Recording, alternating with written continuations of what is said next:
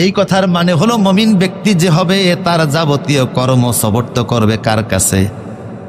উফাউযু আমরি ইলাল্লাহ, আমার সব কাজ আল্লাহ দেখবেন। এর অর্থ এই নয় যে আমি বিবাহ শাদী করব না, সন্তান জন্ম দিব না, ব্যবসা বাণিজ্য করব না, খাওয়া দাওয়া করব না।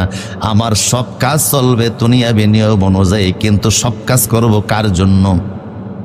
এই সমস্ত বিষয় থেকে ফারেক হয়ে আলাদা হয়ে যাব আল্লাহর জন্য, সেটা আল্লাহ পাক বললেন। এরপরে আল্লাহ পাক বললেন রব্বুল মাশরিকি ওয়াল মাগরিবি লা ইলাহা ইল্লা হুয়া ফাত্তাখিযুহু ওয়াকিলা। আল্লাহু আকবার। নবী হে, সামনের যে বিশাল বড় দায়িত্ব, সারা দুনিয়াতে আপনার দিন ছড়িয়ে দেওয়া লাগবে। আপনার জেনে রাখা ভালো, রব্বুল মাশরিকি ওয়াল মাগরিবি, পূর্ব এবং পশ্চিমের রব একমাত্র কে? লা ইলাহা ইল্লা হুয়া, তিনি ছাড়া আর কোনো রব নাই। ফাত্তাখিযুহু ওয়াকিলা, অভিভাবক হিসাবে আল্লাহ আপনার জন্য যথেষ্ট। কে কি ভাবলো, কে কি চিন্তা করলো, এত কিছু দেখার বিষয় নয়। আমি আল্লাহর বান্দা, জমিনে আমার জন্য রিজিক আছে, আমার সকল ব্যাপারে কে যথেষ্ট?